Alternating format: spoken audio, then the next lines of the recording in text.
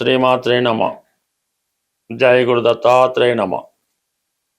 ఈ వీడియోలో మనం మీనరాశి వారికి మార్చి 15 నుంచి 21 మధ్యలో జరగబోయే వారఫలాలు పరిశీలించినప్పుడు మరి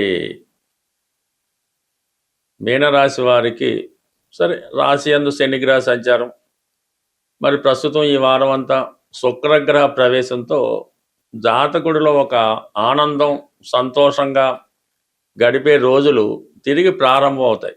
శుక్రుడు ఉచ్చులో ఉండడం, మాలవీయ మహాపురుష యోగం అనే పంచమహాపురుష యోగం ఏర్పడడం, ఈ రాశిలో ఉన్నటువంటి స్త్రీలకి ఆరోగ్యంతో పాటు ఆనందమైన జీవితం కలగడం, అటు వైవాహిక జీవితంలో ఉన్న సమస్యలు పరిష్కారం అవుతాయి, అలాగే అత్తవారితో కానీ తల్లివారితో కానీ ఉన్నటువంటి సమస్యలు పరిష్కారం అవుతాయి. మీరు సినిమా రంగంలో ఉన్న, టీవీ మీడియా రంగంలో ఉన్న, ఫైనాన్స్ సాఫ్ట్వేర్ రంగంలో ఉన్నా సరే మీకు తగిన ప్రాధాన్యం కలుగుతుంది. మీలో ఆకర్షణ పెరుగుతూ ఉంటుంది. గతంలో కొంతకాలంగా వాయిదా పడుతున్నటువంటి వివాహ ప్రయత్నాలు ఈ సమయంలో ఫలించే అవకాశం ఉంది. అటు స్త్రీలకి ఫలిస్తుంది, మగవారికి కూడా ఫలించే అవకాశం ఉన్నది. ఈ వారం అంతా కూడా ఎక్కువ ఎంటర్టైన్మెంట్ కార్యక్రమాల్లోనూ విందు వినోదాల్లో పాల్గొని కొంత సంతోషంగా ఉండే అవకాశం ఉంది. చాలా కాలంగా దూరంగా ఉన్నటువంటి మీ బంధువులు తిరిగి మిమ్మల్ని కలుసుకోవడం, మీరు ఎవరినైతే ఆత్మీయంగా ఇష్టపడతారో వాళ్ళని కలుసుకొని వారితో మీ కష్ట సుఖాలని పంచుకోవడం జరుగుతూ ఉంటుంది. ఇక రవి కూడా రాశిలో ప్రవేశించాడు. ఒక విధమైన కాన్ఫిడెన్స్ ఏర్పడుతూ ఉంటుంది మీలో. మనం ఏదైనా సాధించగలం, గతంలో పోగొట్టుకున్నవి తిరిగి సంపాదించుకోగలం అనిపిస్తూ ఉంటుంది. ఉద్యోగపరంగా ఏవైనా చికాకులు ఉన్నా అవి కొంతవరకు సమస్యలు పరిష్కారం అవడం జరుగుతుంది. మీరు ఏదైనా కొత్తగా ఒక రాజకీయ పదవి కానీ, ఒక ప్రభుత్వ పదవి కానీ, ఒక నామినేటెడ్ పోస్టుకు కానీ ప్రయత్నం చేస్తుంటే ఈ సమయంలో అది మీకు లభించే అవకాశం ఉన్నదండి. ఓవరాల్గా కొన్ని మంచి రోజులు కొన్నాళ్ళ పాటు ఈ రాశి వారికి రావడం జరిగింది.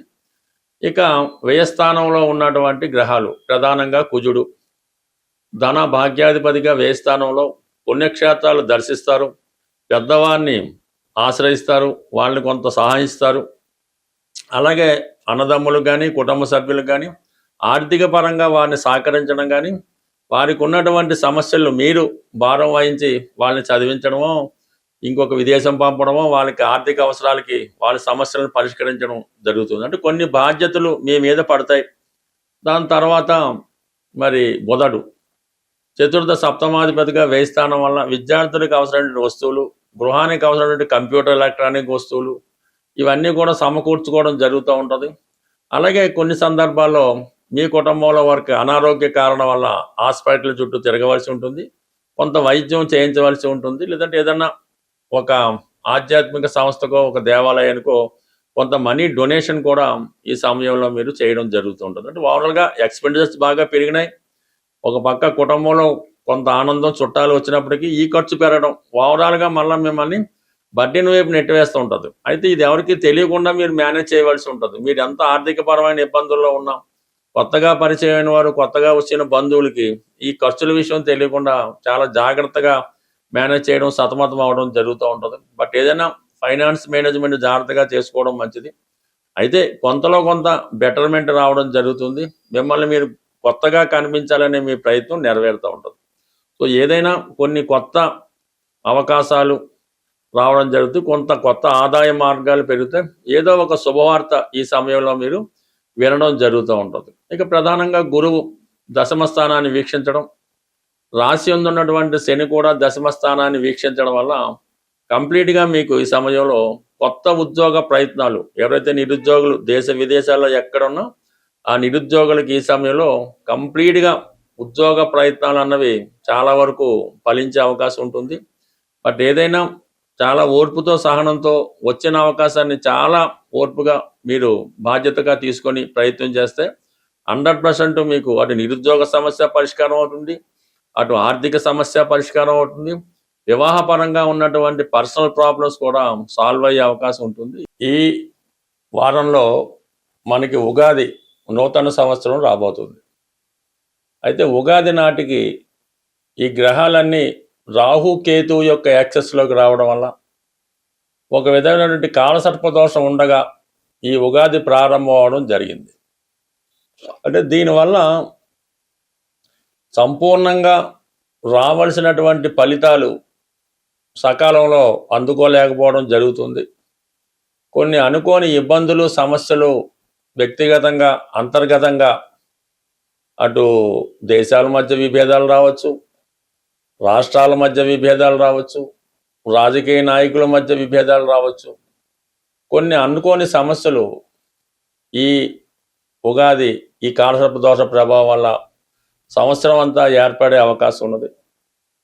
అయితే మరి ఈ సంవత్సరానికి రాజు గురువు అవటం వల్ల ఆధ్యాత్మిక శక్తితో, అంటే బాగా ప్రతి ఒక్కరు కూడా పూర్తిగా దైవం మీద భారం వేయడం వల్ల, అంటే అది నిరంతరం ఏదో ఒక భగవన్నామ స్మరణ అది అలవాటుగా చేసుకొని, ఎవరు మతాన్ని బట్టి, ఎవరి యొక్క అలవాటును బట్టి, ఆలోచనను బట్టి, సాంప్రదాయాన్ని బట్టి అది మీరు మననం చేసుకోవడం వల్ల చిన్నపాటి మంత్రం అవ్వచ్చు, లేదంటే పెద్దదన్న అవ్వచ్చు, మరి ఎక్కువగా మరి అందరికీ జగత్రక్షకుడైనటువంటి ఆ శ్రీమన్నారాయణుడు వెంకటేశ్వర స్వామి అవ్వచ్చు, విష్ణుమూర్తి అవ్వచ్చు, అంటే ప్రధానంగా విష్ణు సహస్రనామాన్ని పారాయణ చేయడం వల్ల,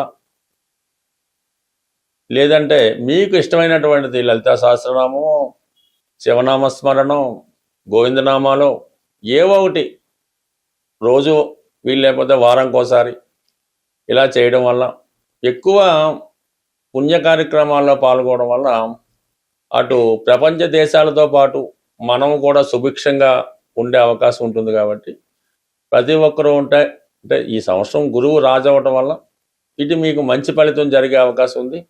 అందరితో పాటు మనము బాగుండాలనే మన ఆలోచన కూడా నెరవేరే అవకాశం ఉంది. కాబట్టి సాధ్యమైనంత వరకు మరి భగవన్నామ స్మరణ చేస్తూ ఎవరినైనా మరి దేవాలయాల్ని రక్షించడం, ధర్మాన్ని రక్షించడం, ఇవన్నీ చేయడం వల్ల చాలా వరకు ప్రతి ఒక్కరికి మంచి ఫలితాలు రావడం జరుగుతూ ఉంటుంది. అలాగే ఈ ఉగాది రోజు మీకు కామన్గా మరి ఎవరైతే తొందరగా వివాహం జరగాలి, లేదంటే ఉద్యోగం రావాలి అని కోరుకుంటున్నారో, ఈరోజు వాళ్ళు కనీసం అంటే ఈ నవధాన్యాల్లో ప్రధానంగా 3 పెసలు, మినుములు, కందులు, గోధుమలు ఏవో ఒక 3 ప్రధానంగా తీసుకొని మీ పిడికిలతో ఒక్కొక్క పిడికిలతో ఒక్కొక్కటి, అంటే 3 తీసుకోండి. ఒక పిడికిలతో మినుములు అవ్వచ్చు, పెసలు అవ్వచ్చు, గోధుమలు అవ్వచ్చు, కందులు అవ్వచ్చు, ఇది 3 పిడికలు ఒకే పాత్రలో పోసి చక్కగా నానబెట్టి అవి నానిన తర్వాత ఏదైనా గోవుకి, చక్కని కామధేనుకో గోవుకో అది పెట్టడం వల్ల ఆ గోవు తింటుండగా మీరు గోవు చుట్టూ 3 ప్రదక్షిణలు చేసి ఆ గోవుకి నమస్కారం చేయడం వల్ల, ఇంకా అవకాశం ఉన్నవాళ్ళు గోపూజది చేసుకుంటే చాలా మంచిది. బట్ ఏదైనా ఉగాది నాడు ఈ కార్యక్రమం చేయడం వల్ల గోవుకి సంతృప్తి కలిగించడం వల్ల కంప్లీట్గా మీకు ఈ చక్కని ఈ ధనయోగం కానీ పెళ్లి కానీ జరుగుతూ ఉంటుంది. ఈ మధ్యకాలంలో బాగా సక్సెస్ఫుల్ రెమెడీ ఏంటంటే, ఈ బంగారు సిల్వర్ అమ్మే షాపుల్లో ఆవు దూడతో చేసినటువంటి, అంటే ఆవు దూడ వెండితో చేసినటువంటి చిన్న ప్రతిమ, ఒక 3 గ్రాములు 5 గ్రాములు అయినా పర్లేదు, అవి రెడీమేడ్గా దొరుకుతున్నాయి.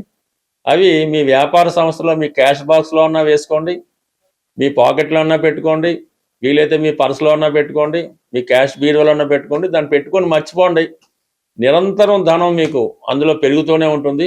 ఈ వెండితో చేసినటువంటి ఆవు దూడ బొమ్మ మీ క్యాష్ బాక్స్లో పెట్టుకున్నా, మీ దగ్గర ఉంచుకున్నా, మీకు ధనానికి లోటు రాకుండా 100% పనిచేస్తుంది. చిన్న పరిహారం గొప్ప మార్పును తీసుకొస్తుంది. స్వస్తి.